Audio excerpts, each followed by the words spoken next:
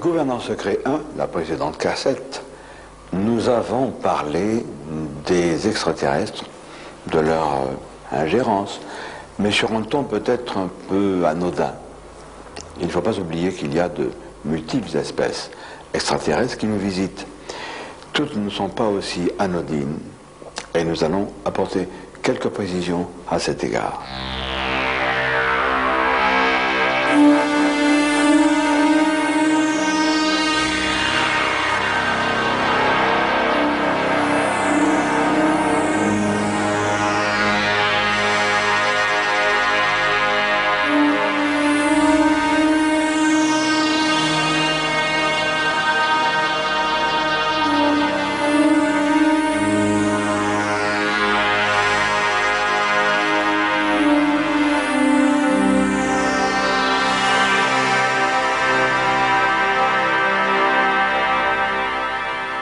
Rendons-nous maintenant dans le Languedoc pour y rencontrer Marcel Pêche, qui est un ufologue averti, qui est l'un des tout premiers, de même que René Varinot, à avoir rejoint les rangs de notre petit groupe de pointe œuvrant dans la recherche de la vérité sur les gris. Nous allons le voir, il va nous parler de certaines rencontres particulières et notamment de recherches effectuées dans le cadre de son organisation Tocetti, qui est aussi le nom de la revue qu'il publie. Marcel Pêche, nous sommes à quelques kilomètres de Cuxac-d'Aude, qui est le fief de ton organisation de recherche sur les ovnis Tocetti, et pas très loin de Narbonne, et moins loin encore, disons à 200 mètres environ, d'une usine de retraitement d'uranium enrichi, c'est ça. Et il s'est passé quelque chose d'assez prodigieux le 12 décembre 1987. C'est ça. Tu as fait une enquête minutieuse sur ce cas. Oui, j'ai fait une bonne enquête. J'ai fait une bonne enquête, oui. Eh bien, voilà ce qui s'est passé exactement. Ce 12 décembre, c'était un samedi. Et ce samedi matin, un habitant de Narbonne, M. Gérard Lamy, a décidé de venir ici, comme il avait l'habitude, pour prendre du bois mort pour sa cheminée. Le ciel était bas, il bruinait même un peu, quand il est parti. Et quand il est arrivé ici, il a pris ce petit chemin, difficilement carrossable, et il s'est arrêté là, à 10 mètres. C'était le matin, le soir? Le matin, à 10h30. Il a fait le tour de sa voiture, il a ouvert son coffre pour être tout prêt à mettre son bois, et il s'est avancé de quelques mètres, et il est tombé sur ce qu'il a vu au premier abord, une poignée de motards avec des instruments bizarres derrière, sans roue. Hein. Il disait, oui, il dit que c'était plutôt des scooters de neige parce qu'il n'y avait pas de roue. Et là, il s'est approché, il a demandé tout de suite qui êtes-vous? Et alors, il s'est aperçu que vraiment, ça n'était pas normal, les visages, les yeux très étirés, etc. Alors, il y avait d'abord deux personnages d'environ 1,60 m de hauteur, et à côté, trois petits d'1,20 m, dont un avait les cheveux blancs comme un albinos, a dit M. Lamy. Et il a engagé la conversation. Il parlait le français. Oui. Et d'ailleurs, il a posé la question de savoir pourquoi il parlait français. Alors, il leur a demandé d'où venez-vous? Et alors, c'est une femme, d'après lui, qui lui a répondu d'une voix nasillarde et avec un mauvais accent, planète Earth. Oui. Bon. C'est-à-dire qu'elle désignait en réalité la Terre. Voilà. C'était un mélange d'anglais et de français. C'est ça. Parce que Planet Earth, évidemment, ça veut dire la Terre. Voilà. Et un troisième personnage est sorti de ce buisson, est venu se joindre aux deux grands d'1,60 m. Et il paraissait mécontent de voir une conversation engagée. Et alors, quand M. Lamy a demandé à cette femme comment se fait-il que vous parliez français, elle a dit, mais nous enlevons des fois des Français, et il y en a qui veulent demeurer avec nous. Et puis elle lui a dit, bon, nous allons partir. Alors voilà ce qui s'est passé exactement. La femme est montée à califourchon sur un engin. Les deux autres d'1,60 m, l'un derrière l'autre sur un deuxième. Le petit albinos à califourchon sur le troisième, et les deux autres petits, l'un derrière l'autre sur le quatrième. Et Gérard Lamy a vu sans bruit se soulever les engins de 30 cm, virer sur eux, partir, et alors un bruit assourdissant lui a fait se boucher les oreilles et fermer les yeux, et quand il s'est revenu à lui, il n'y a plus personne. Voilà. Alors je l'ai rencontré, j'ai été le voir, on a discuté pendant 1 heure. Je l'ai questionné, c'est un homme très sympathique et sûr de lui. Et il avait bien vu ce qu'il a dit. Alors ce qui m'intriguait, c'était ces scooters. Il me l'avait dessiné. J'avais jamais connu ça en ufologie. Alors coup de téléphone sur coup de téléphone, et c'est M. Voirino, président de CO France à Marseille, qui m'a dit que 3 semaines avant ce 12 décembre, un monsieur à Penmirabeau avait vu dans le ciel 2 appareils qu'il avait dessinés pour M. Voirino, et c'était exactement les mêmes. Donc il y avait un recoupement. Concernant ces survols des sites nucléaires par des vaisseaux venus d'ailleurs, nous avons rencontré notre ami Alain Martin, qui est un vieil ufologue lui aussi, tout à fait compétent, et qui a enquêté sur une centrale nucléaire la plus proche de Paris.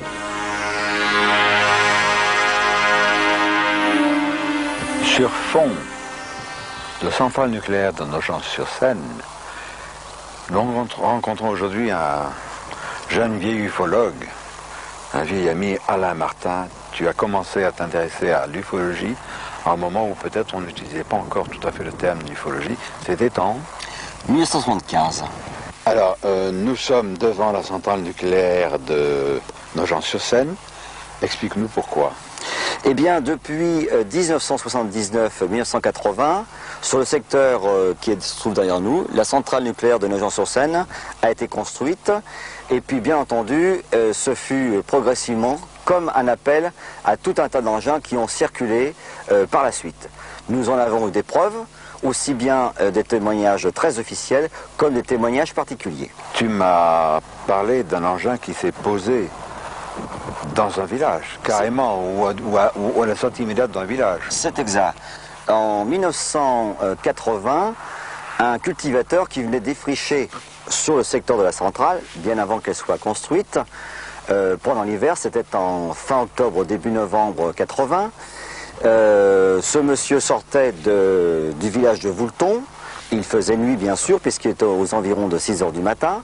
Tout à coup, son faisceau, les phares de la voiture, ont carrément éclairé le module qui se trouvait complètement atterri à la sortie du village. Bien entendu, son réflexe a été d'appuyer sur l'accélérateur parce qu'il a eu une peur absolument invraisemblable. Et quand il arrivait à la centrale, il était blanc de peur. Il s'est dit, mais si j'avais su, j'aurais dû me cacher pour voir le décollage de l'engin. Alors je lui ai dit, quelques temps après, j'ai dit, monsieur, mais vous avez certainement arrosé votre café le matin, et vous avez confondu. Et il m'a répondu, vous savez, je suis un cultivateur, je connais tous les engins tracteurs moissonneuses qu'il peut y avoir dans les champs, et quant à moi, je n'avais jamais vu ça. On croyait évidemment un acte au hasard.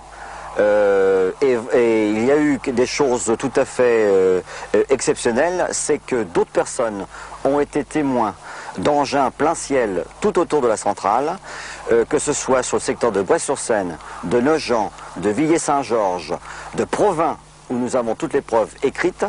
Il y a des témoignages aussi par la gendarmerie nationale, et on s'aperçoit qu'effectivement, les centrales atomiques, comme d'autres secteurs, comme les aéroports ou autres, sont exactement surveillés. Alain Martin, il s'est passé quelque chose de tout à fait particulier lorsque l'engin était au-dessus de la centrale. Un soir, il y avait un surveillant qui se trouvait sur la centrale, il était en exercice, et bien entendu, il y a eu une panne électrique.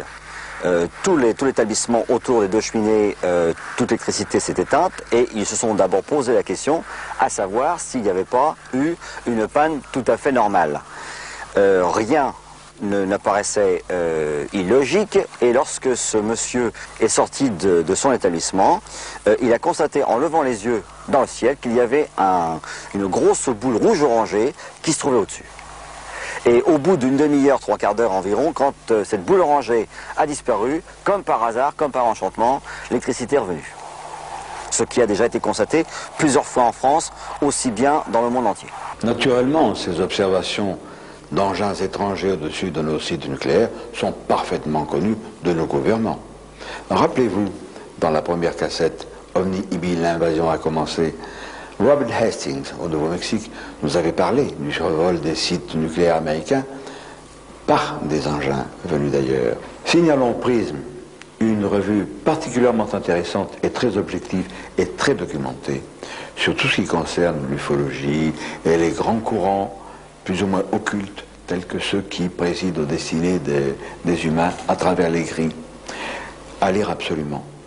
Dans mon ouvrage tout à fait récent, Nos maîtres, les extraterrestres, paru au Poste de la Cité, je révèle que le site de Tchernobyl, de sinistre mémoire, fait l'objet d'observations fréquentes. Il s'y passe des choses beaucoup plus étranges encore. Et ces informations que j'ai puisées dans des journaux américains et dans des journaux étrangers ne sont pas parvenues en France, comme si les médias en France exerçaient une censure de plus en plus sévère pour vous tromper.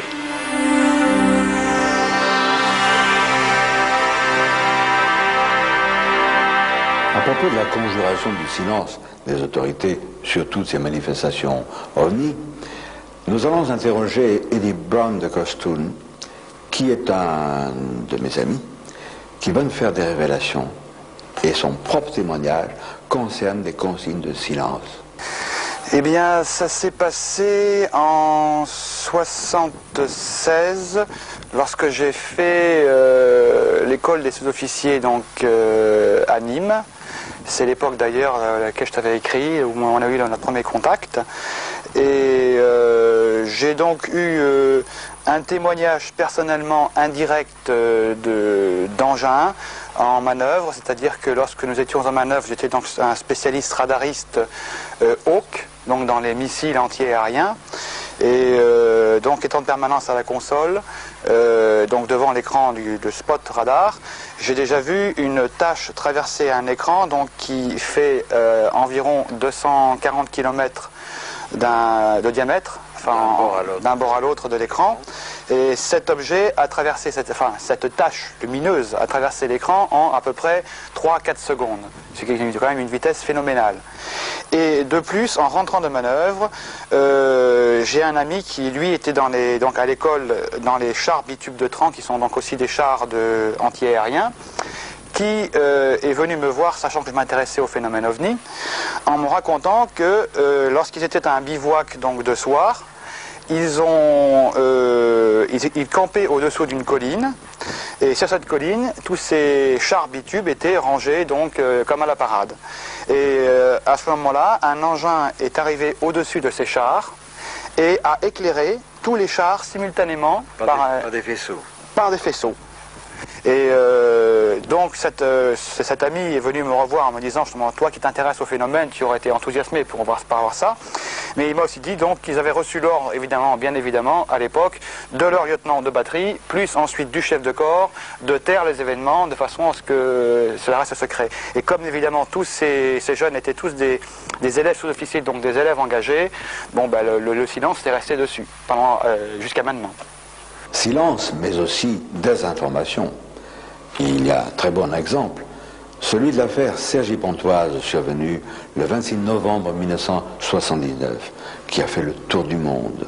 J'ai enquêté sur cette affaire, j'en parle, je donne des précisions nouvelles dans Nos maîtres les extraterrestres. Le 26 novembre 1979, 4h30 du matin, 3 jeunes gens qui vendent des frusques, c'est leur thème, sur les marchés, embarquent la marchandise dans leur voiture et ils aperçoivent un objet bizarre dans le ciel pendant que Franck est aux commandes de la voiture, au volant de la voiture.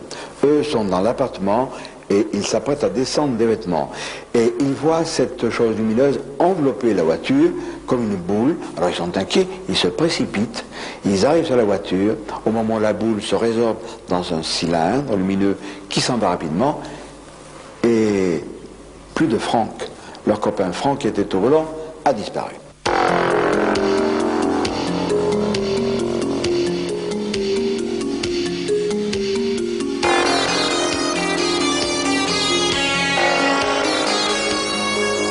Massosico, nous nous connaissons de longue date et nous sommes ici, chez toi, tu nous accueilles amicalement, à Cergy Pontoise, à quelques 2-3 kilomètres de l'endroit où, le 26 novembre 1979, 3 garçons habitant ici, habitant à la Žitislav, qui est un quartier près de ce qui était un champ de choux, qui n'existe plus, et près de la centrale électrique, C'était à quelle heure le matin? 2h30 du matin, 4h du matin? 4h, 4h30. 4h, 4h30 du matin. Ouais. Franck était au volant de la voiture, dont le démarreur cafouillait. Hein.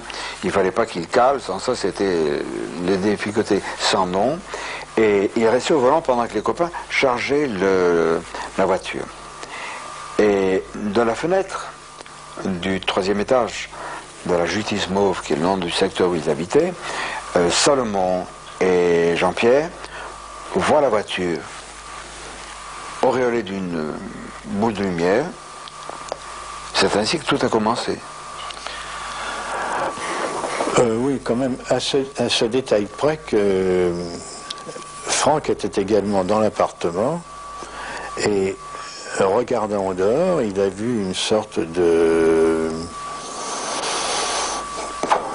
cigare, d'objet brillant qui descendait vers le sol et qui semblait avoir atterri ou chuté, je ne sais pas exactement, en direction de ce grand transformateur électrique qui existe toujours. Alors, sans attendre l'avis de ses copains, il est descendu 4 à 4 l'escalier, il a sauté de la voiture qui préalablement avait été mise en pente sur le parking, il a lancé la voiture, elle a démarré, il est sorti sur le boulevard de l'Oise, qui est cette route qui jouxte l'immeuble, et il a été vers ce qui lui semblait une masse de brouillard. Une masse de brouillard. Éclairée de l'intérieur, hein, c'est ça. Éclairée de l'intérieur. 8 jours après, d'après les déclarations de Jean-Pierre et de Salomon, mais c'est surtout Jean-Pierre qui est suspect en la matière, Franck, au même endroit, dans ce champ de choux qui n'existe plus, qui est remplacé par une tracé de chemin de fer, une sorte de cuvette là, prolongée, les images nous le montrent, Franck réapparaît dans ce champ de choux où il a disparu. Pour Franck, on l'a dû lui donner un coup sur la tête, il se réveille, il n'y a plus la voiture, et il dit on va piquer la voiture avec les vêtements, je vais me faire engueuler par les copains. Il retourne donc à l'immeuble 11 Justice Mauve, et là, il trouve Salomon en pyjama. Il ignore que 8 jours se sont écoulés. Il pense que 15 minutes. Il dit alors toi, tu t'es couché, tu t'es mis en pyjama, et l'autre l'embrasse. Parce que c'est pathétique, il a disparu. Et Franck le repousse, il dit mais enfin tu es fou. Il dit mais non, il y a 8 jours que tu es parti. Alors tu dis mais c'est pas vrai, hein, quiproquo. On lui montre les journaux. Et il se rend compte qu'il a vraiment disparu pendant une semaine. Un extraterrestre qui se disait appelé Orio lui a dit nous allons venir le 15 août 1980 à Saget-Pontoise. Et là, que des justes, des sages, des personnes qui savent que tout cela est vrai, qui croient aux extraterrestres, aux bons, se réunissent et nous les embarquerons avec nous. Le 15 août 1980, toi, tu as eu la sagesse de camper avec quelques-uns de tes amis sur la butte, où il y avait des petits arbrisseaux. Oui, c'était des petits sapins, mais à l'époque, ces petits sapins avaient au plus 1,50 m. Maintenant, ils ont 5 et 6 mètres. Alors, Marceau, cette foule des deux sexes, il y avait des enfants aussi, hein, il y avait des familles, beaucoup de jeunes gens. Donne-nous un peu la température qui régnait dans ce rassemblement. C'est difficile à dire parce que j'étais assez éloigné. Et si je voyais, je n'entendais pas exactement, mais enfin, c'était une atmosphère de jeunesse heureuse de vivre, qui s'intéressant de près aux problèmes ufologiques, qui avait peut-être un peu trop donné dans le panneau de Jean-Pierre, qui leur avait annoncé peut-être une visite d'extraterrestres qui ne s'est évidemment pas produite, puisque ça ne se fait probablement pas à la demande. Très vite, cette affaire a été traitée comme un canular, avec à la clé le souci de désinformer et de tromper le public. En dehors de l'INSA qui avait fait une enquête systématique dès le début, il y a eu un ufologue indépendant, Didier Safragnonec, avec un petit groupe de chercheurs qui, eux, sans bruit ni trompette, ont enquêté sur le site. Didier Safragnonec, tu es aussi un ufologue, et lors de cette affaire de CG Pontoise, tu avais un groupe de recherche extrêmement discret qui s'appelait, je crois, aux frontières de la science, non? C'est ça, oui. C'est ça. Alors, donc, Franck a été enlevé. Tous les médias du monde entier parlent de cet enlèvement par une sphère de lumière. Officiellement, 8 jours se sont écoulés et Franck reparaît. Mais ton groupe s'était, je crois, posté à proximité de la justice mauve où habitaient les jeunes gens. Comment ça s'est passé? Voilà. Tout d'abord, si on doit revenir un peu à la base. C'est-à-dire que le 26 novembre, nous nous sommes présentés avec des appareils de test donc sur le boulevard de l'Oise. Le jour de l'enlèvement, le 26 novembre 79. Et donc on a bien vu la gendarmerie présente avec les staffettes et tout un tas de gens autour.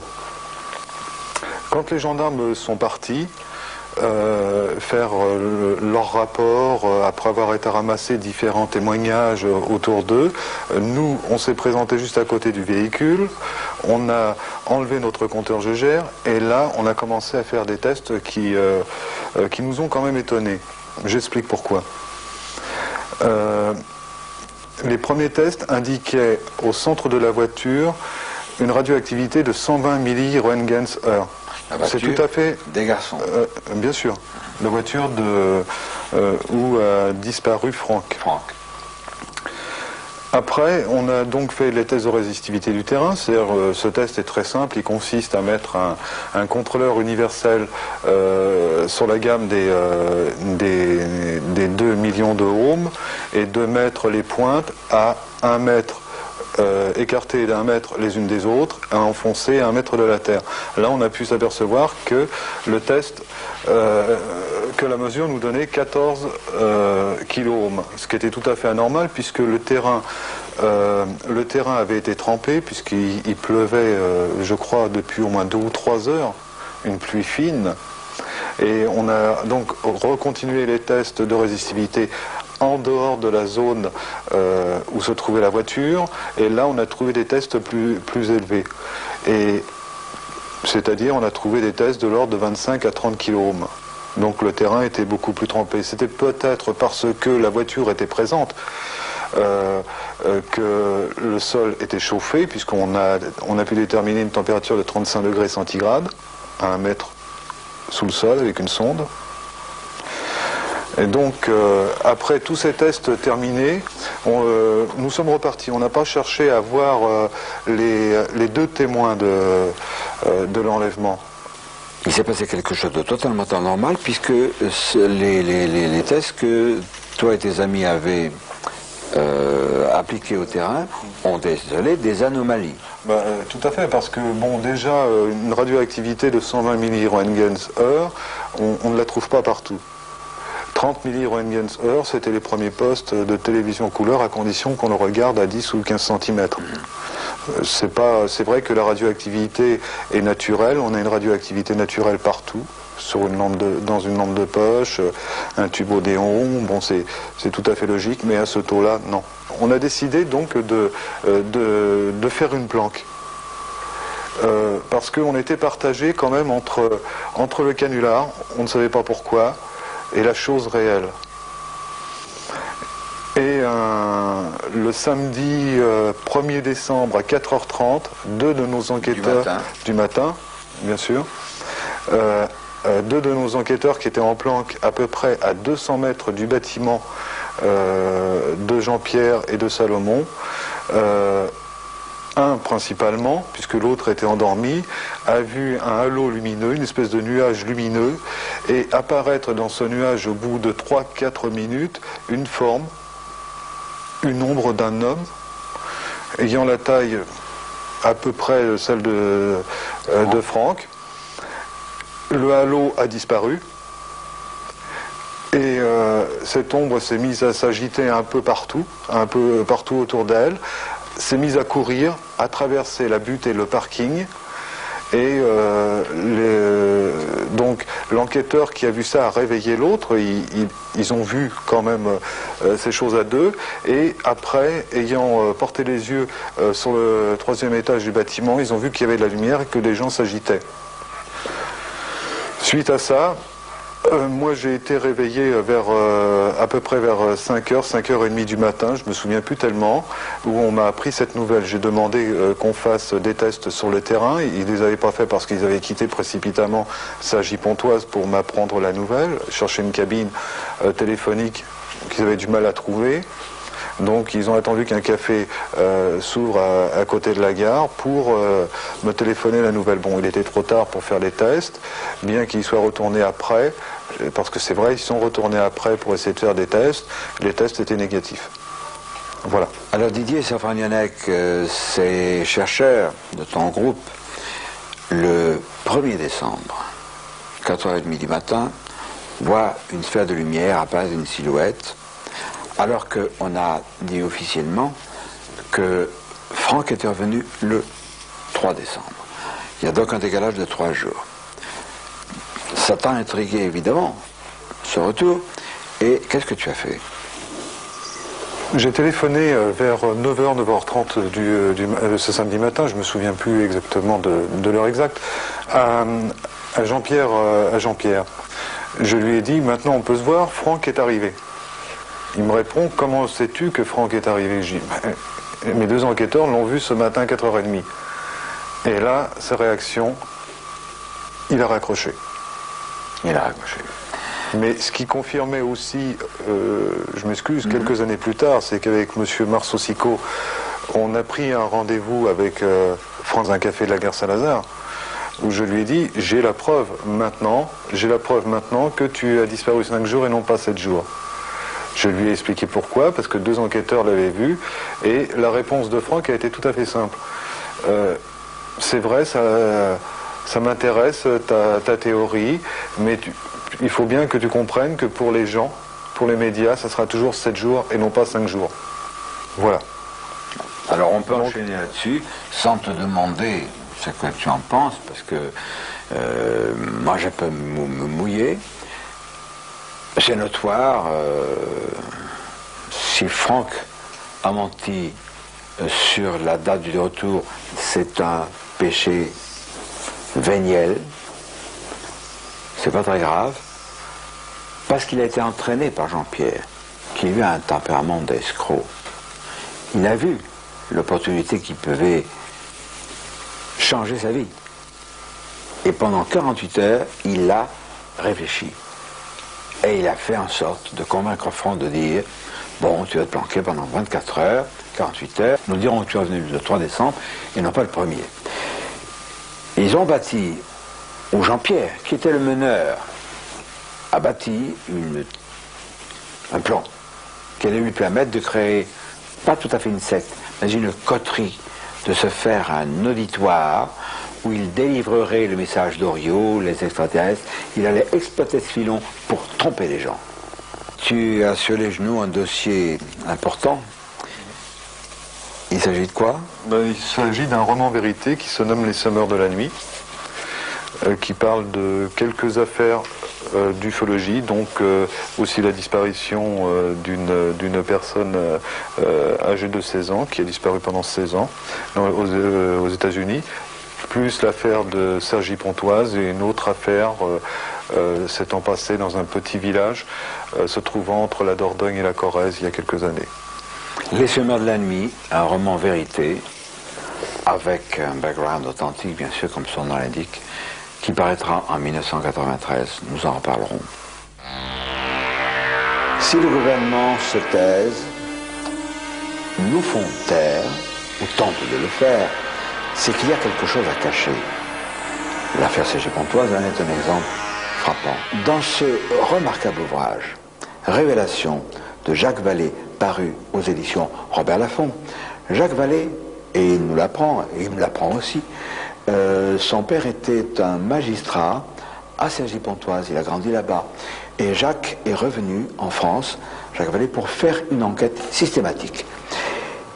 Il en a conclu, pour avoir eu des contacts avec un agent spécial, mystérieux, j'ai l'impression qu'on a un peu orienté Jacques Vallée vers ce service officiel, il en a conclu que Franck avait bel et bien été enlevé. Il dit textuellement, l'affaire Cergy-Pontoise, c'est tout, sauf un canular.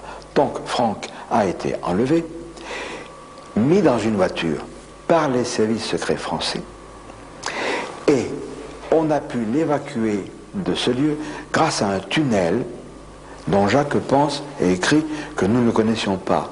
Nous connaissions ce tunnel, puisque, sans entrer dans des détails scatologiques, les quelques 2000 et quelques personnes qui se sont réunies là le 15 août 1980, toutes plus ou moins y ont fait leurs besoins la nuit. Nous connaissions bien, mais la voiture de ces agents secrets n'a pas pu emprunter ce tunnel, parce qu'au bout du tunnel, il y avait 3 bornes de ciment qui interdisaient de les franchir.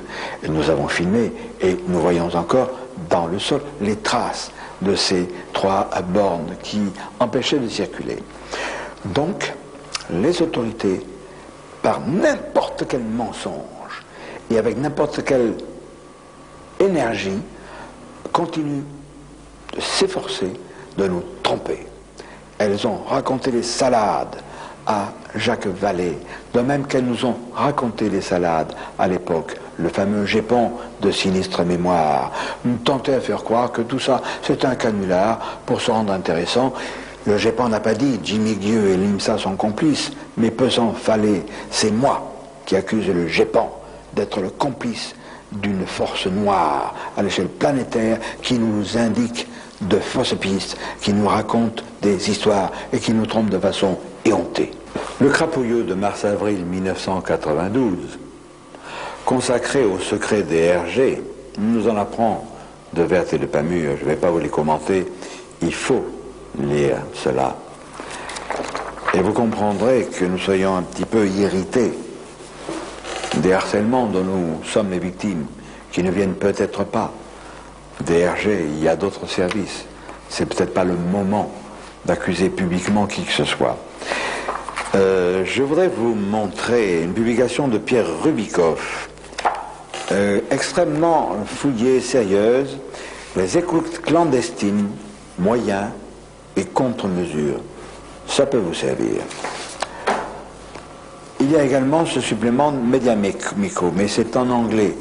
Et là, il faudrait que vous fassiez l'effort de lire certaines choses, notamment cet article What Brain Transmitters Look Like. On peut le traduire par à quoi ressemble un transmetteur dans le cerveau. Ce sont les fameux implants qu'utilisent les grilles. Les grilles qui soi-disant n'existent pas. La preuve que les extraterrestres ne se contentent pas de survoler certains sites stratégiques ou d'enlever des gens, c'est qu'il y a une intervention néfaste parfois. Et Marcel Pêche de Tocchetti emporte les marques dans sa chair. Sur le site et au voisinage de l'abbaye de Fontcalvi, tout près de Cuxagdo, le siège de Tocchetti, s'est produit en août 1985, Marcel Pêche, une chose tout à fait étonnante et dramatique. Raconte-nous comment ça s'est passé. Eh bien voilà, nous étions ici même, en observation dans la nuit du 17 août 1985. Et nous avons vu venant de l'ouest, il est à peu près minuit, un petit disque blanc mat. Un de nos amis a pris un projecteur vert et l'a fait clignoter dans la direction de l'objet, qui a disparu au nord sans répondre. Nous étions pour cela sortis de la cour de l'abbaye et nous étions à 40 ou 50 mètres au milieu des vignes.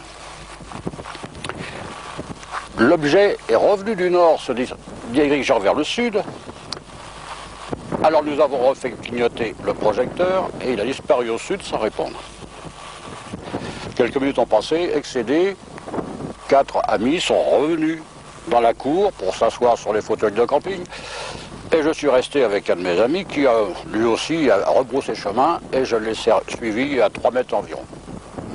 À ce moment-là, j'ai perçu derrière moi, je dis bien j'ai perçu, un léger sifflement.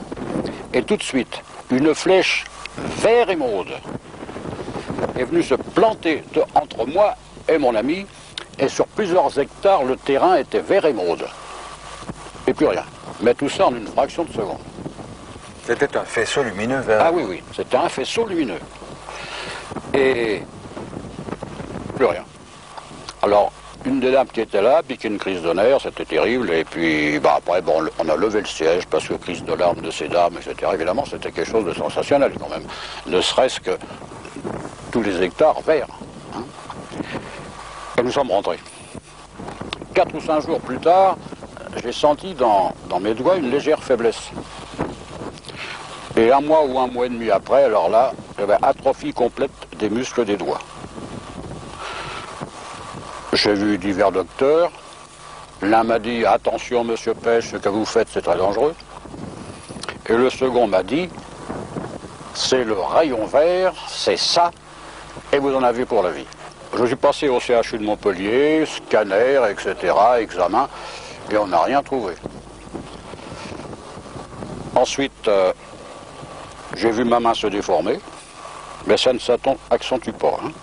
Alors, ce qui est désagréable, c'est que je suis droitier à 100%, et que j'ai plus que ma main gauche, sauf l'été, où je peux écrire d'une façon lisible, parce qu'il faut 24 degrés à ma main pour qu'elle puisse écrire.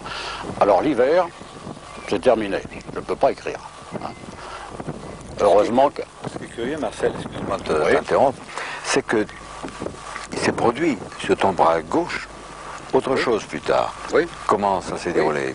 6 mois après cette aventure du rayon vert, un matin à 8 h, mon bras gauche est tombé subitement. Alors là, j'ai eu 2 secondes de panique. Hein. J'ai dit plus de main droite, plus de bras gauche. Enfin, j'ai appelé le docteur. Il est venu, il m'a fait une piqûre et mon bras gauche a refonctionné 3 ou 4 minutes après et il fonctionne toujours depuis. Et j'ai fait une enquête à la suite de cela et j'ai appris qu'en Amérique du Sud, le professeur Felice Macado avait cherché pendant 2-3 ans sur ce fameux rayon vert. Et il concluait en disant, si on est touché en plein corps, on meurt dans les 2 mois de leucémie. Maintenant, s'il n'effleure que les membres, il brûle les tissus. Mais dans tous les cas, dans les 6 mois, on a une crise d'hémiplégie. Or, cette crise d'hémiplégie que j'ai eue au bras gauche, s'est passée 6 mois plus tard, moins 1 jour. Les extraterrestres ne sont pas tous des anges. Mais cette action sur Marcel Pêche, une action isolée, mais attention, il existe des sortes de réseaux visant à nuire, non pas à un individu, mais à des groupes d'individus. Un exemple, avec un garçon auquel il est arrivé une histoire extrêmement inquiétante. Et je ne veux pas déflorer le sujet. Ce qu'il dit est tellement alarmant et tellement dangereux pour lui que nous avons dû, comme ce savant que nous avions interrogé dans la première cassette Omnibi, l'invasion a commencé, nous avons été obligés de cacher son visage et de faire subir à sa voix une triple distorsion électronique. Voici donc ce cas étrange que nous conclurons avec certaines réserves. Disons que j'avais aussi un don de médium naturel, donc j'ai été sélectionné dans une société d'informatique à 16 ans et demi pour soi-disant donc mes capacités intellectuelles, mais il s'est avéré après que mes dons de médium étaient aussi importants, si ce n'est plus. Et quel genre de travail vous a-t-on confié dans cette firme d'électronique, d'informatique? L'informatique, on dessinait des cartes informatiques, bon à l'époque très simplistes au départ. C'était dans les années 70 76. Ça a commencé fin 75 et bon, tout a démarré vraiment début 76. Et puis, bon, on était 8 jeunes exactement identiques à travailler sur un projet, chapeautés par 2 autres personnes qui avaient entre 25 et 30 ans. L'une d'elles était un biologiste. Donc, à l'époque, l'électronique et la biologie, c'était pas trop rapproché. On a commencé à nous demander de passer des visites médicales assez régulières. Bon, jusqu'à là, rien d'anormal. Mais ensuite, bon, ces visites, ça a été des prélèvements sanguins, puis des prélèvements de moelle épinière, ce qui m'a paru vraiment bizarre, parce que bon, on prélevait de la moelle épinière pour... Et puis, bon, après, on nous a demandé des prélèvements de spermatozoïdes. Et puis, on nous a demandé de faire un stage aux États-Unis, donc près de New York. On est parti 3 semaines là-bas. Et là, on s'est retrouvé confinés dans une sorte de petite zone industrielle. Et puis, il y a eu une perte de temps pour les 8 personnes. Et on s'est réveillé 3 jours plus tard, avec des irritations un peu partout sur le corps, des petits prélèvements de peau, le sexe à vif. Donc, on s'est un peu posé des questions entre nous. On nous a dit que c'était rien, qu'on avait eu des visites médicales. Et on est revenu en France, apparemment, sans plus en savoir de détails. Et à ce moment-là, donc, il y avait à l'époque un jeune biologiste qui travaillait donc sur un projet dans ses sous-sols, qui nous a contactés. Donc ce biologiste est revenu des États-Unis, m'a montré 2 documents. Dupont-Durand, ces documents, à défaut de pouvoir nous les montrer, est-ce que vous pouvez nous dire quelque chose sur leur contenu? C'est un projet, donc j'allais y venir, c'est un projet de clonage. Ah, un projet de clonage. De clonage. Donc, les 2 premières pièces qu'il m'a fournies sont à tête de l'État français. Donc c'était sous couvert d'une société française qui travaille pour l'État. Et ça parlait clairement d'un travail sur le clonage humain. Mais il y avait en bas de page toujours une autorité supérieure qui malheureusement n'était pas définie clairement. Et donc sur un autre des documents, là il parlait donc de personnages dont on comprenait clairement que c'était des personnes venant de l'extérieur de notre planète, des extraterrestres. Puis ce jeune biologiste devait apporter beaucoup plus de preuves. Il a mystérieusement disparu. Un des camarades avec moi a commencé lui aussi à vouloir se rebeller. Bon, il était d'une famille aisée, il n'avait aucun problème, c'était un garçon très stable. Et il a volé le coffre-fort de ses parents, soi-disant. On l'a retrouvé dans sa chambre pendue avec une lettre d'excuse pour ses parents. Une telle organisation ne peut agir sans les plus hautes complicités. L'histoire de Dupont-Durand va nous prouver cela. Il a subi d'énormes pressions pour réintégrer cette société servant de façade à une organisation complice des extraterrestres. Nous allons voir jusqu'où c'est allé. J'avais un contrat en béton qui m'empêchait de partir avant une certaine date. Et donc j'avais un programme d'études aussi à continuer. Et je devais partir à l'armée donc en août 78. Et brusquement, mon appel a été avancé à avril 78. Et pendant 2 mois, donc là, j'ai été victime de tout un tas de sévices en tout genre, physique, les corvées habituelles, les chiottes et compagnie. Et puis donc... Des brutalités aussi? Oui, brutalité physique, oui. Ça allait du coup de pied en pleine nuit, on me réveillait à coups de pied dans les côtes, ou bien on me jetait à balle du lit, enfin, la tête trempée dans l'urinoir, des choses comme ça. On a commencé donc à m'expliquer pourquoi j'étais là, et que quand j'allais ressortir, il fallait que je reprenne mon boulot dans cette société, et que plus vite je reprendrais, plus vite je signerais un papier disant que j'allais reprendre mon travail avec eux, plus vite je sortirais d'ici, on ne parlerait même plus de service militaire, ni rien du tout. Et le dossier complet, entièrement été détruit par l'armée. Il n'y a jamais eu aucune trace de mon passage à l'armée. Moi, personnellement, après, donc, je me suis protégée. Donc, des aventures désagréables, il y en a eu forcément. Bon, j'ai radicalement changé de vie. Parfois d'identité, de pays aussi, pour me couvrir. Pourquoi des réserves sur ce cas? Le témoin, certes, est convaincant et parle d'événements que d'autres ont bel et bien vécus. Au Brésil, j'ai personnellement enquêté sur l'enlèvement d'Elias Seixas, qui à bord d'un vaisseau extraterrestre subit mécaniquement un prélèvement de sperme. Il conserva de l'opération une irritation temporaire des voies urinaires. Dupont-Durand s'était engagé à nous présenter divers documents qui auraient pu conforter ses dires. Il n'en fut rien. A-t-il subi des pressions? Le fait est que nous n'arrivons plus à le joindre. Cependant, jusqu'à plus ample informé, nous lui accordons un préjugé favorable. Le constat est terrifiant. Certains extraterrestres agissent comme des agents, avec une brutalité, des agents de puissance, avec une extrême brutalité. Dans IB1 et IB2, mes romans vérité, j'ai décrit les exactions des gris. On peut parler des gris à propos des espèces négatives.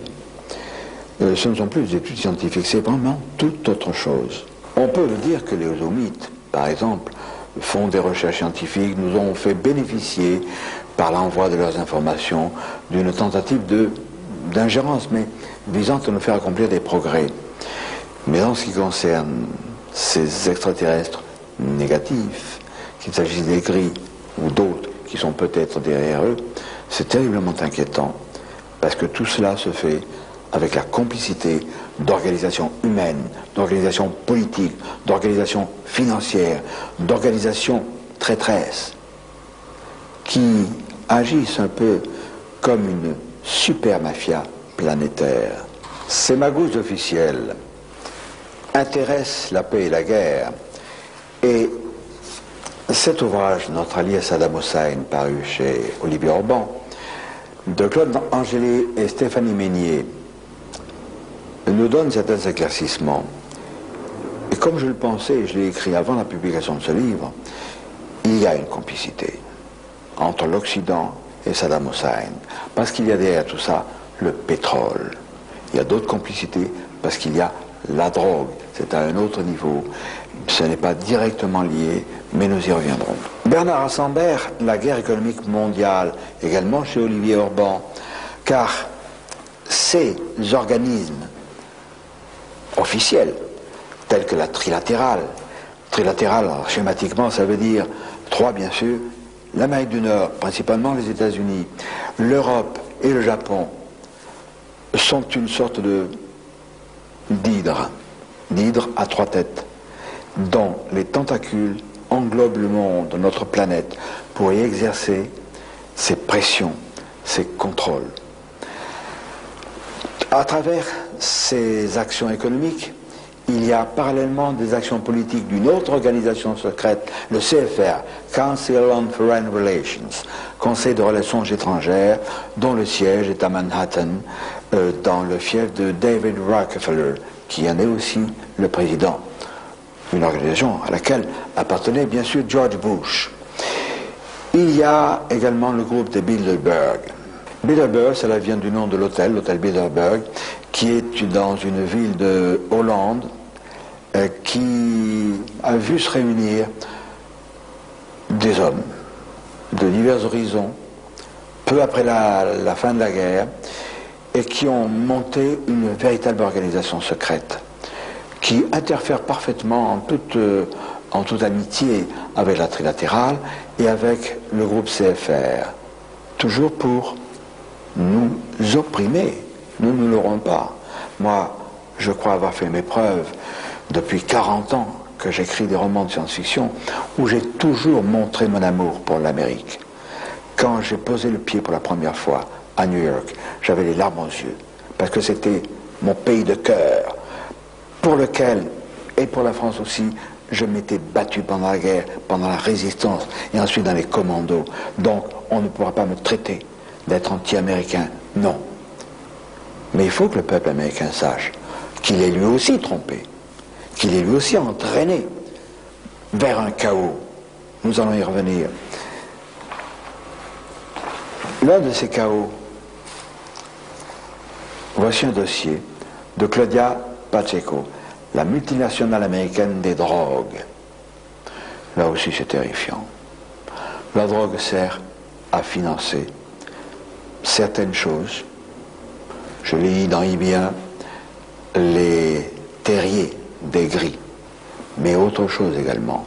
En matière de scandale politico-financier, Jean Ziegler, avec la Suisse lave plus blanc, dénonce courageusement les méfaits des marchands de mort inféodés à la drogue. Nous avons chez nous la République corrompue d'Yves Chalier, chez Robert Laffont, bien sûr. Au Québec, chez Louise Courteau, la dernière valse des tyrans, la prophétie. Ces gouvernements secrets, car la trilatérale, le Bilderberg, le CFR, sont des façades d'un gouvernement secret, hégémonique au niveau de la planète. Et je suis persuadé que derrière eux, sous eux, il y a le Majesty 12, le Majestic numéro 12, le sinistre MJ12, qui lui est le tyran. Alors, nous avons consulté un politologue français, Pierre Faillant de Villemarais, qui lui n'est pas du tout ufologue, qui n'est pas du tout spécialiste des grilles, des extraterrestres, etc. Mais il va nous parler de ces organisations négatives qui nous ont amenés à Maastricht. Pierre de Villemarais, vous êtes écrivain, vous avez publié 18 ouvrages, voici celui-ci sur le sinistre GRU en 88, et celui-ci beaucoup plus récent, chez Stock, chez le même éditeur, Coup d'État de Markus Wolf, la guerre des deux Allemagnes, 45-91. Vous publiez aussi depuis plus de 20 ans cette lettre d'information du Centre européen d'information. Alors, notre propos aujourd'hui est d'introduire quelques notions précises sur le gouvernement secret. J'ai étudié d'abord toutes les affaires de l'international communiste et soviétique pendant des années, et un jour je me suis rendu compte que ce n'était pas suffisant comme explication, une soi-disant confrontation entre deux mondes, et puis en même temps, tout à coup, des choses bizarres se passant en coulisses, et comme s'il y avait une sorte de compromis ou tacite ou organisé entre l'Est et l'Ouest par-dessus nos têtes. Donc je me suis mis à étudier aussi les coulisses du monde occidental. Et alors j'ai découvert ceci grâce à des amis aussi bien anglais qu'américains d'ailleurs, qu'il existait, bien avant la trilatérale et Bilderberg, des sociétés qui sont nées au début du siècle, à la fin du dernier siècle et au début du siècle, tout à fait, je dirais, occultes en ce sens que on n'y pénétrait pas, n'importe qui n'y allait pas, il fallait être recruté par un ou deux, coopté, et des petits cercles d'abord. Pour résumer cet historique de ce que j'ai découvert sur document, qui existe et que d'autres ont eu après moi ou avec moi et ont publié, mais très partiellement, moi j'ai toute une bibliothèque là-dessus, qu'en gros il s'est passé ceci. Avant la guerre, donc la dernière guerre mondiale, la deuxième guerre mondiale, et entre 1884 et la guerre de 14 et celle de 39-40, des groupes se sont formés comme des petites bulles, des groupes d'initiés, mais tout est parti d'Angleterre et presque immédiatement après des États-Unis. C'est-à-dire, sur le thème suivant, nous qui sommes des professeurs d'université, des intellectuels, en Angleterre, il y avait par exemple Bernard Shaw, il y avait la fille de Marx, une des filles de Marx, Eleanor Marx. Et je dis Eleanor Marx parce que c'est quelque chose qui devrait être connu de tous les historiens, qu'après avoir fondé une société d'une quinzaine ou une vingtaine de professeurs universitaires et intellectuels à Londres, ils ont envoyé en mission Eleanor Marx aux États-Unis pour créer un même groupe avec l'idée suivante: l'ère moderne exige que dans les universités, nous qui sommes professeurs intellectuels, nous avons la parole, nous formons des gens. Eh bien, nous allons les former à notre programme de réorganisation du monde, et au lieu de faire la révolution par la rue, qui se termine toujours tragiquement et qui peut nous échapper, nous allons faire la révolution par en haut, c'est-à-dire par les élites. Dans nos universités, nous allons non seulement recruter des professeurs qui vont adopter nos idées, enfin on va les recruter, à condition qu'ils adoptent nos idées, et ensuite ces professeurs vont former des élèves.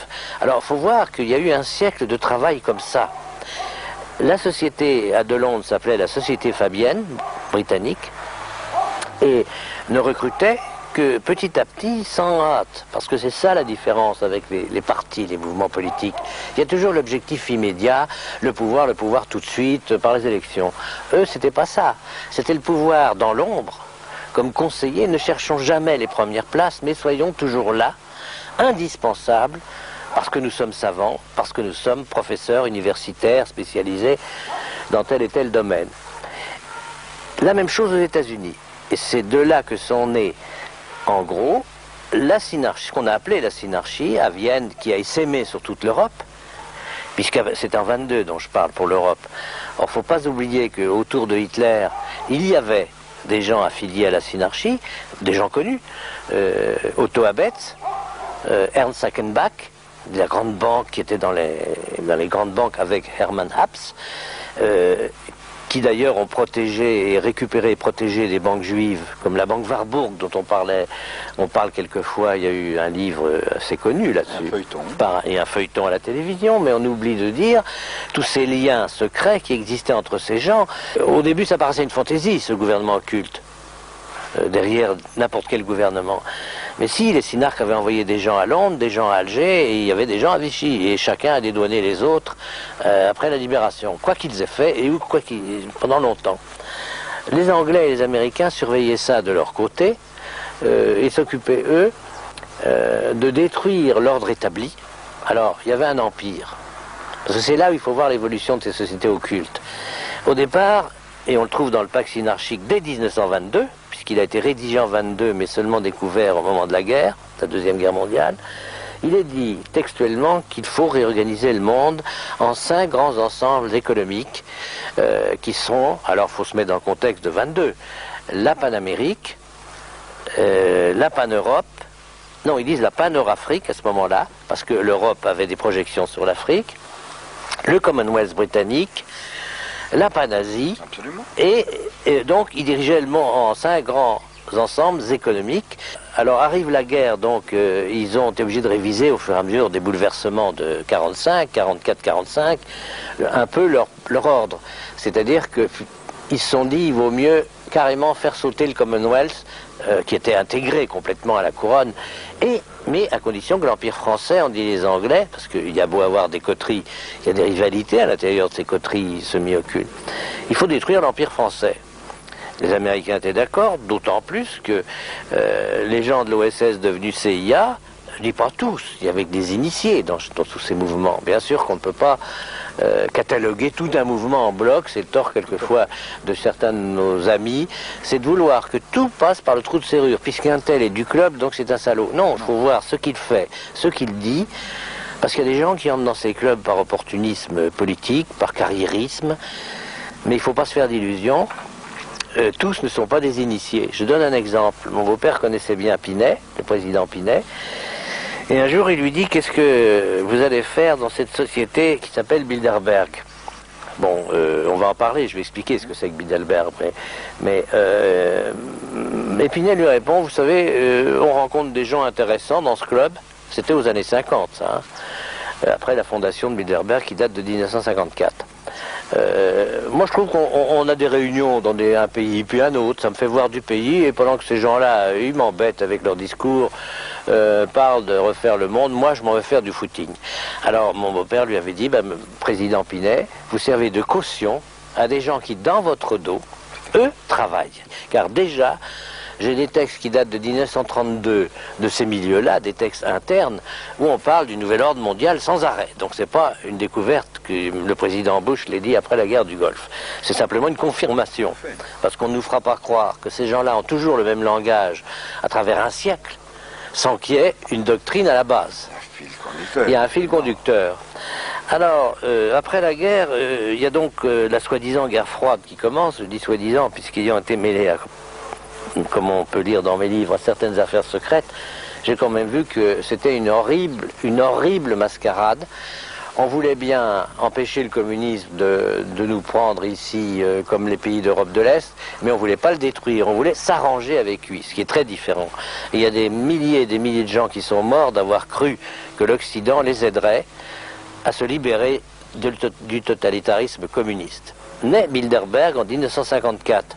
Bilderberg est une association euro-américaine, ce qu'on oublie, et pas du tout européenne, euro-américaine, puisque David Rockefeller était à la fondation, Bill Donovan, l'ancien chef de l'OSS, était à la fondation, Allen Dulles, chef des services secrets, était à la fondation, pour ne citer quelques noms connus. Du côté européen, qui y avait-il derrière Bilderberg?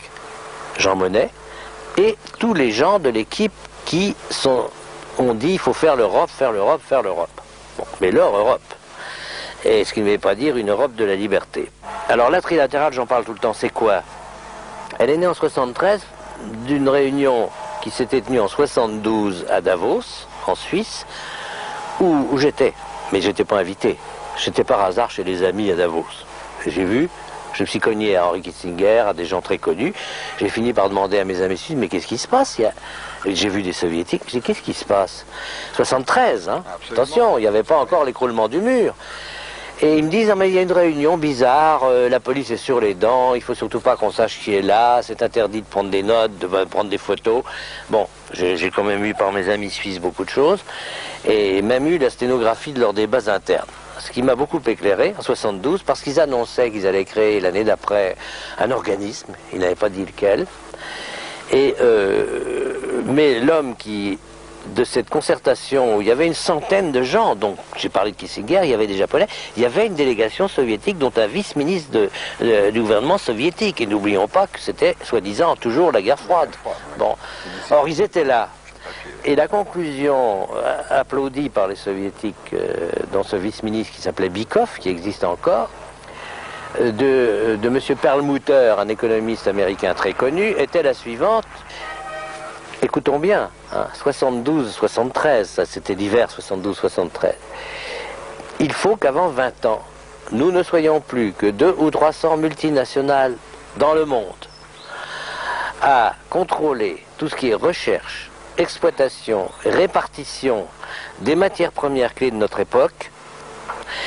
Et donc voilà la phrase textuelle. Et il expliquait, à partir de ce moment-là, il y aura 3 moteurs dans le monde. Le moteur industriel panaméricain, le moteur industriel japonais et le moteur industriel pan-européen, incluant l'Union soviétique.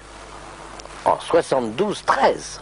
Et l'année d'après, donc, naît la trilatérale, qui était donc 3 moteurs industriels drainant derrière eux, à partir de 3 grands ensembles économiques, tout ce qui n'était pas multinational. Ils disaient même dans leur texte que toutes les petites et moyennes entreprises de nos pays deviendraient des sous-traitants, donc aux ordres. Voilà en gros, si vous voulez, je crois ce qu'il faut que les gens sachent, c'est qu'on est manipulé par des gens qui ont tout en main parce qu'ils ont les leviers économiques et monétaires qui sont beaucoup moins frappants pour le public, qui ne comprend rien aux histoires monétaires, par exemple, que si c'était une affaire purement politique. Non, c'est technocratique, c'est monétaire, c'est financier, c'est la grande coulisse mondiale. Et d'ailleurs, à mon avis, même si ces gens sont très puissants, ils échoueront. On n'est pas impuissant parce que plus on répète, plus on les dénude en public. Le roi est nu, on connaît l'expression. Plus ils sont gênés parce que il y a eu une époque, il y a 20 ou 30 ans, où c'était un peu trop tôt, quelques confrères et moi, où on parlait de ça. C'était trop tôt, les gens n'étaient pas mûrs, prêts. Maintenant, tout le monde sent qu'il y a quelque part ce que j'appellerais vulgairement un truc.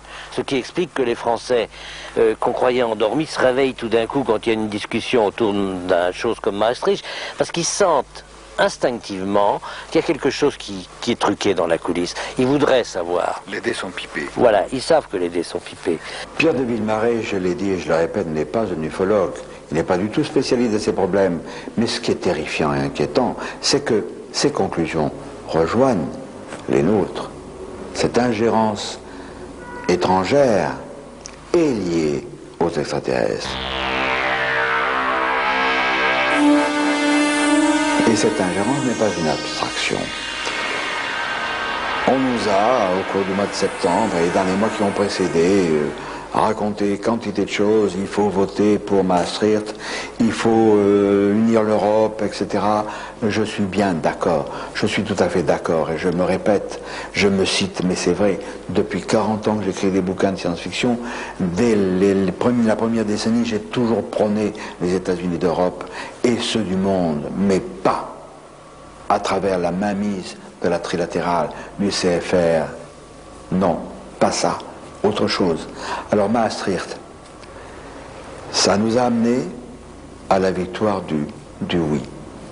Peu s'en fallait. Et je pense que un jour, on apprendra ce qu'un anonyme, qui semble beaucoup moins bien renseigné, nous a dit au téléphone, à savoir que il y aura un jour des surprises, et sur les pourcentages du oui, et sur le pourcentage du non.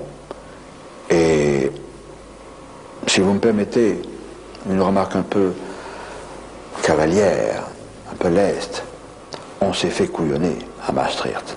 Mais ce n'est pas ceux qui manifestent, les paysans et autres, qui prétendront le contraire.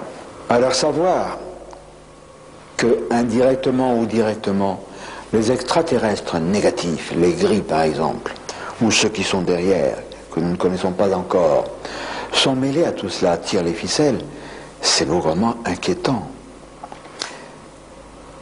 Vous n'êtes pas sans savoir, comme nous, que le GEPON de Sinistre Mémoire avait son siège au CNES, Centre National d'Études Spatiales à Toulouse. Il a été remplacé par le CEPRA, qui est la même organisation, dont le but n'est pas de faire la lumière sur les ovnis, on le sait très bien, mais de l'évacuer sous les couverts de canulars, etc. Et alors, le CEPRA, tout comme le GEPAN, vous n'êtes pas sans savoir, ou alors je vous le rappelle, qu'il a son siège à Toulouse, que le PDG du CNES, Centre National d'Études Spatiales, c'était M. Hubert Curien, notre actuel ministre de la Recherche scientifique, qui fait partie de la trilatérale. Voici une publication d'Henri Coston, c'est pas moi qui l'ai écrite. Voici, noir sur blanc, le meeting de la trilatérale qui a eu lieu à Paris en 1989. Il y avait un certain nombre de personnalités. Claude Imbert, un journaliste très important, qui contrôle Le Point, qui a travaillé dans Paris Match, qui a travaillé à AFP. Donc, quand on tient les médias, c'est déjà quelque chose de colossal. Si le ministre de la Recherche scientifique, M. Hubert Curien, qui contrôle le CNES, et les organismes qui sont censés faire la lumière sur les ovnis, appartient à la trilatérale, mais voyons-nous, nous sommes dans une nasse. C'est terrifiant. C'est pas moi qui le dis, c'est pas moi qui l'écris, ça n'est pas de la science-fiction. On pourrait dire de la science-affliction peut-être. Mais ça, ne l'oubliez jamais. Dans tous les rouages des nations, des ministères, des médias, des moyens publics, etc., il y a des gens de la trilatérale, du CFR, des Bilderberg. Ces gens-là nous oppressent. Et pour ceux qui douteraient encore, Claude Imbert, dans son propre éditorial du Point, confirme l'existence du sinistre groupe Bilderberg. Alors c'est pas parce que nous sommes menacés, c'est pas parce que l'étau tente à se resserrer, ce n'est pas parce que nous sommes des vermisseaux comparés à ces monstres d'autorité que sont ces super mafias qu'il faut se taire et se cacher la tête dans le sable. Je crois qu'il faut avertir les gens. Il faut leur dire, attention, soyez vigilants, ne croyez jamais les négations officielles. Tout cela n'est que mensonge. Nous en apporterons un jour la preuve. Et alors, ce jour-là, il y aura des pleurs et des grincements de dents.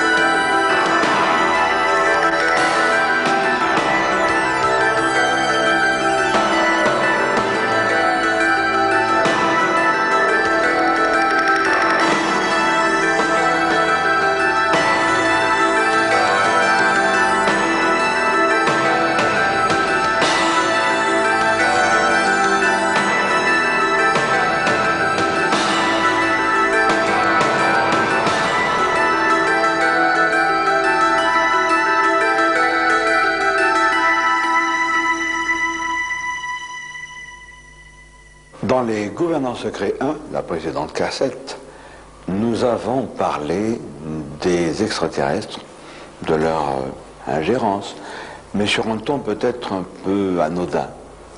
Il ne faut pas oublier qu'il y a de multiples espèces extraterrestres qui nous visitent.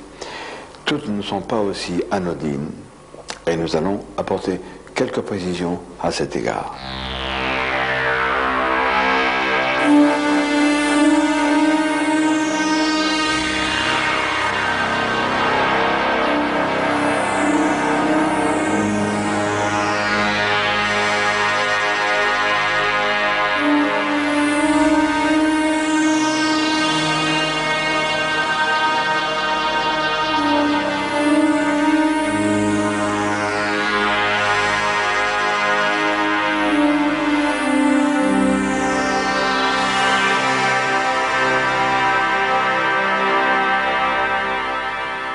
Rendons-nous maintenant dans le Languedoc pour y rencontrer Marcel Pêche, qui est un ufologue averti, qui est l'un des tout premiers, de même que René Varinot, à avoir rejoint les rangs de notre petit groupe de pointe œuvrant dans la recherche de la vérité sur les gris.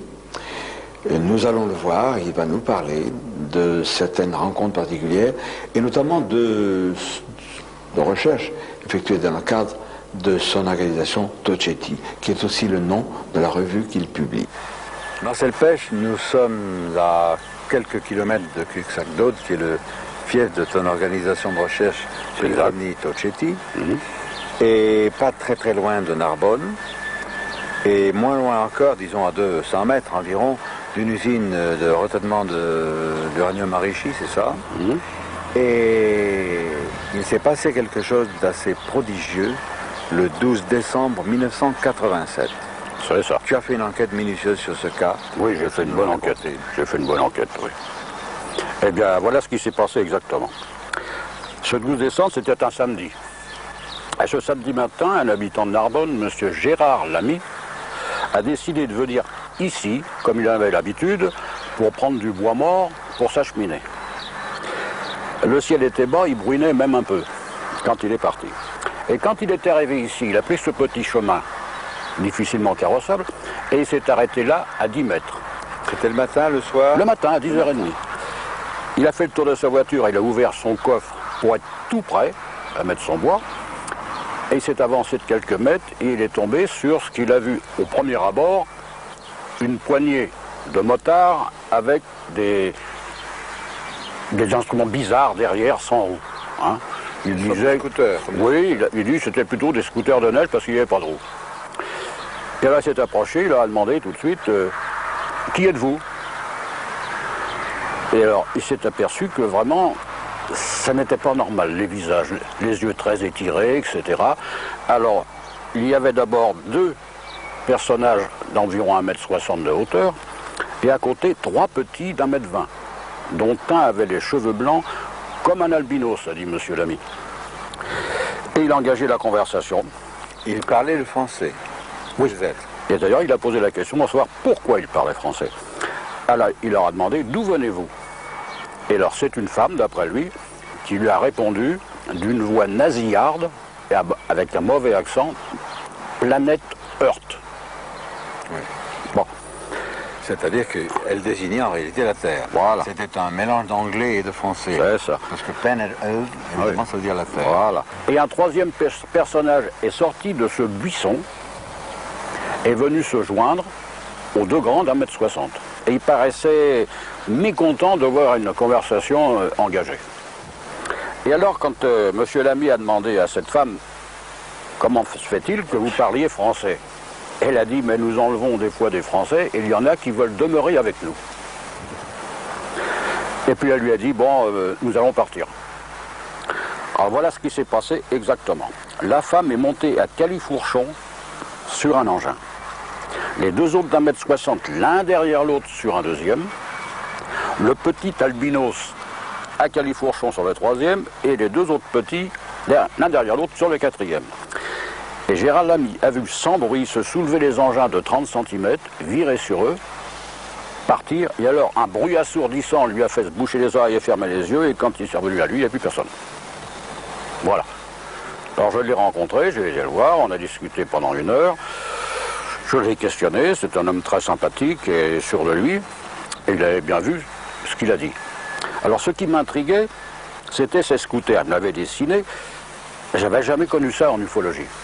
Alors coup de téléphone sur coup de téléphone, et c'est M. Voirino, président de CO France à Marseille, qui m'a dit que 3 semaines avant ce 12 décembre, un monsieur à Penmirabeau avait vu dans le ciel 2 appareils qu'il avait dessinés pour M. Voirino, et c'était exactement les mêmes. Donc il y avait un recoupement. Concernant ces survols des sites nucléaires par des vaisseaux venus d'ailleurs, nous allons rencontrer notre ami Alain Martin, qui est un vieil ufologue lui aussi, tout à fait compétent, et qui a enquêté sur une centrale nucléaire la plus proche de Paris.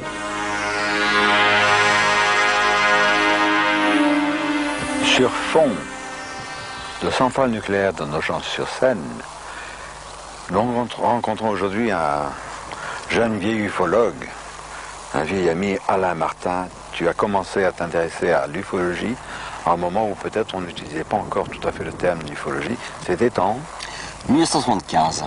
Alors, nous sommes devant la centrale nucléaire de Nogent-sur-Seine. Explique-nous pourquoi. Eh bien, depuis 1979-1980, sur le secteur qui se trouve derrière nous, la centrale nucléaire de Nogent-sur-Seine a été construite. Et puis, bien entendu, ce fut progressivement comme un appel à tout un tas d'engins qui ont circulé par la suite. Nous en avons eu des preuves, aussi bien des témoignages très officiels comme des témoignages particuliers. Tu m'as parlé d'un engin qui s'est posé dans un village, carrément, ou à la sortie immédiate d'un village. C'est exact. En 1980, un cultivateur qui venait défricher sur le secteur de la centrale, bien avant qu'elle soit construite, pendant l'hiver, c'était en fin octobre, début novembre 80, ce monsieur sortait du village de Voulton. Il faisait nuit, bien sûr, puisqu'il était aux environs de 6 heures du matin. Tout à coup, son faisceau, les phares de la voiture, ont carrément éclairé le module qui se trouvait complètement atterri à la sortie du village. Bien entendu, son réflexe a été d'appuyer sur l'accélérateur parce qu'il a eu une peur absolument invraisemblable. Et quand il arrivait à la centrale, il était blanc de peur.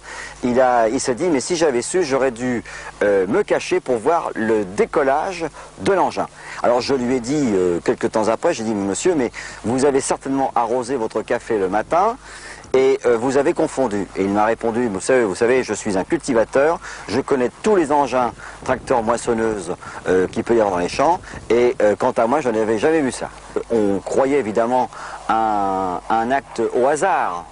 Et il y a eu des choses tout à fait exceptionnelles, c'est que d'autres personnes ont été témoins d'engins plein ciel tout autour de la centrale, que ce soit sur le secteur de Brest-sur-Seine, de Nogent, de Villiers-Saint-Georges, de Provins, où nous avons toutes les preuves écrites. Il y a des témoignages aussi par la gendarmerie nationale, et on s'aperçoit qu'effectivement, les centrales atomiques, comme d'autres secteurs, comme les aéroports ou autres, sont exactement surveillés. Alain Martin, il s'est passé quelque chose de tout à fait particulier lorsque l'engin était au-dessus de la centrale. Un soir, il y avait un surveillant qui se trouvait sur la centrale, il était en exercice, et bien entendu, il y a eu une panne électrique. Tout l'établissement autour des 2 cheminées, toute l'électricité s'est éteinte, et ils se sont d'abord posé la question à savoir s'il n'y avait pas eu une panne tout à fait normale. Rien n'apparaissait illogique, et lorsque ce monsieur est sorti de son établissement, il a constaté en levant les yeux dans le ciel qu'il y avait une grosse boule rouge orangée qui se trouvait au-dessus. Et au bout d'une demi-heure, 3/4 d'heure environ, quand cette boule orangée a disparu, comme par hasard, comme par enchantement, l'électricité est revenue. Ce qui a déjà été constaté plusieurs fois en France, aussi bien dans le monde entier. Naturellement, ces observations d'engins étrangers au-dessus de nos sites nucléaires sont parfaitement connues de nos gouvernants.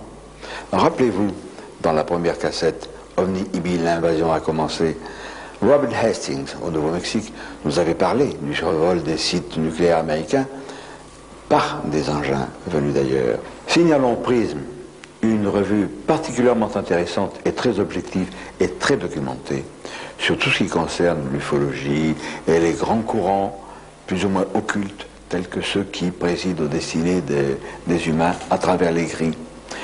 À lire absolument. Dans mon ouvrage tout à fait récent, Nos maîtres, les extraterrestres, paru au Presse de la Cité, je révèle que le site de Tchernobyl, de sinistre mémoire, fait l'objet d'observations fréquentes. Il s'y passe des choses beaucoup plus étranges encore. Et ces informations que j'ai puisées dans des journaux américains et dans des journaux étrangers ne sont pas parvenues en France, comme si les médias en France exerçaient une censure de plus en plus sévère pour vous tromper.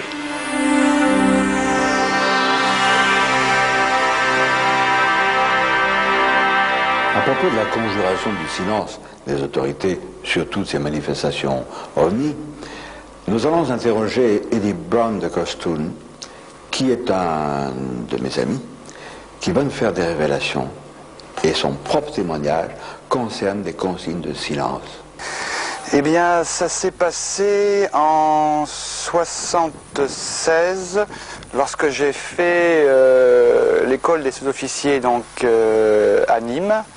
C'est l'époque d'ailleurs à laquelle je t'avais écrit, où on a eu notre premier contact. Et j'ai donc eu un témoignage personnellement indirect d'engin en manœuvre, c'est-à-dire que lorsque nous étions en manœuvre, j'étais donc un spécialiste radariste Hawk, donc dans les missiles anti-aériens. Et donc étant de permanence à la console, donc devant l'écran de spot radar, j'ai déjà vu une tache traverser un écran donc qui fait environ 240 km de diamètre, enfin, d'un bord à l'autre de l'écran. Et cet objet a traversé, cette tache lumineuse a traversé l'écran en à peu près 3-4 secondes, ce qui est quand même une vitesse phénoménale. Et de plus, en rentrant de manœuvre, j'ai un ami qui lui était donc à l'école dans les chars bitubes de Tran, qui sont donc aussi des chars anti-aériens, qui est venu me voir, sachant que je m'intéressais au phénomène OVNI, en me racontant que lorsqu'ils étaient à un bivouac donc de soir, ils campaient au-dessous d'une colline, et sur cette colline, tous ces chars bitubes étaient rangés donc comme à la parade. Et à ce moment-là, un engin est arrivé au-dessus de ces chars et a éclairé tous les chars simultanément par des faisceaux. Par des faisceaux. Et donc cet ami est venu me revoir en me disant, justement, toi qui t'intéresses au phénomène, tu aurais été enthousiasmé pour voir ça. Mais il m'a aussi dit donc qu'ils avaient reçu l'ordre, bien évidemment, à l'époque, de leur lieutenant de batterie, plus ensuite du chef de corps, de taire les événements de façon à ce que cela reste secret. Et comme évidemment tous ces jeunes étaient tous des élèves sous-officiers, donc des élèves engagés, bon, ben, le silence est resté dessus jusqu'à maintenant. Silence, mais aussi désinformation. Il y a un très bon exemple, celui de l'affaire Sergi Pontoise, survenue le 26 novembre 1979, qui a fait le tour du monde. J'ai enquêté sur cette affaire, j'en parle, je donne des précisions nouvelles dans Nos maîtres les extraterrestres. 26 novembre 1979, 4h30 du matin, 3 jeunes gens qui vendent des frusques, c'est leur thème, sur les marchés, embarquent la marchandise dans leur voiture et ils aperçoivent un objet bizarre dans le ciel pendant que Franck est aux commandes de la voiture, au volant de la voiture. Eux sont dans l'appartement et ils s'apprêtent à descendre des vêtements. Et ils voient cette chose lumineuse envelopper la voiture comme une boule. Alors ils sont inquiets, ils se précipitent, ils arrivent sur la voiture. Au moment où la boule se résorbe dans un cylindre lumineux qui s'en va rapidement. Et plus de Franck. Leur copain Franck qui était au volant a disparu.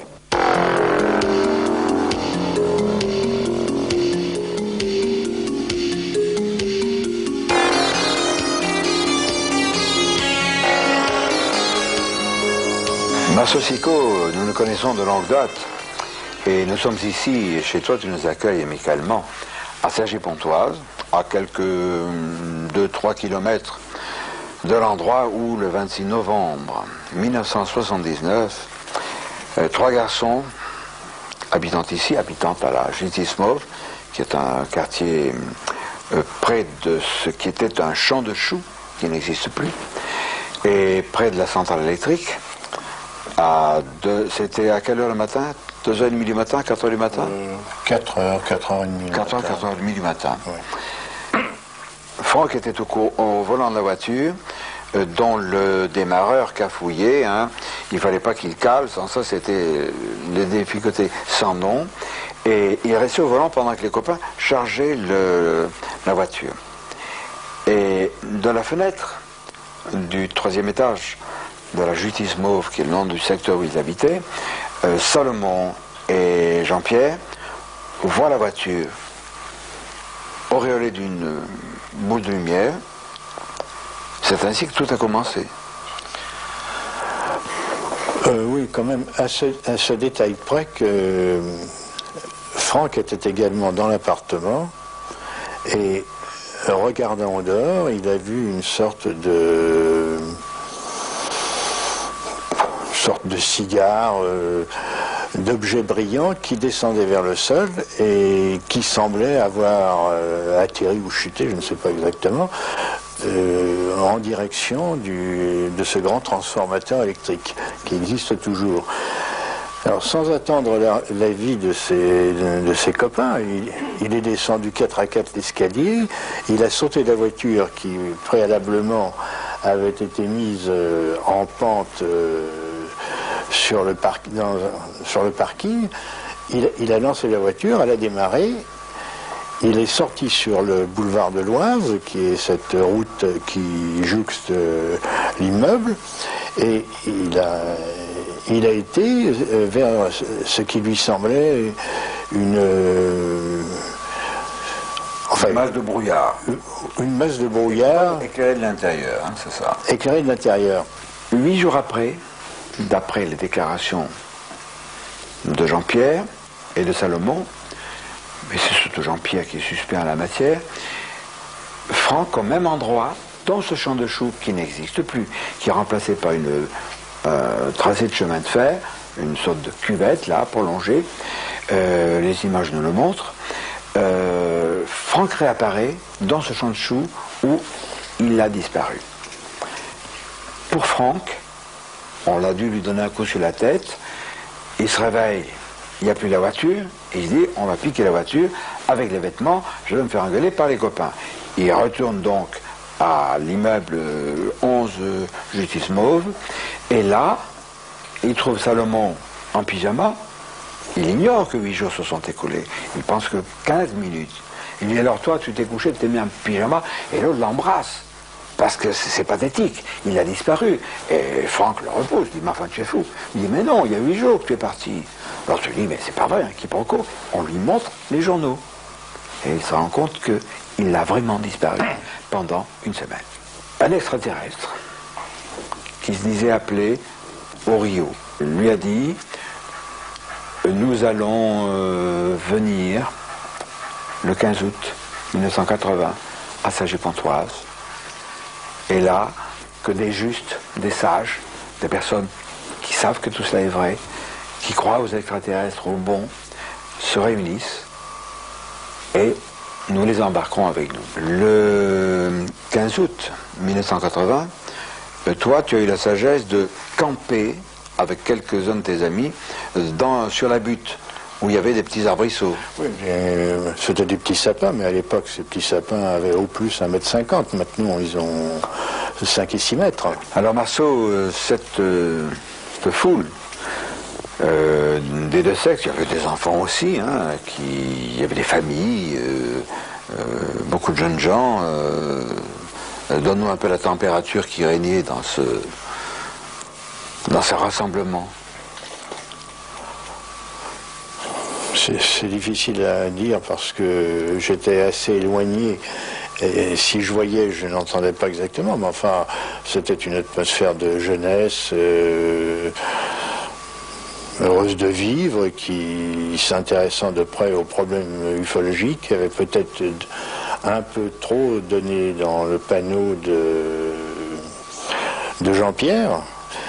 qui leur avait annoncé peut-être une visite d'extraterrestres qui ne s'est évidemment pas produite, puisque ça ne se fait probablement pas à la demande. Très vite, cette affaire a été traitée comme un canular, avec à la clé le souci de désinformer et de tromper le public. En dehors de l'INSA qui avait fait une enquête systématique dès le début, il y a eu un ufologue indépendant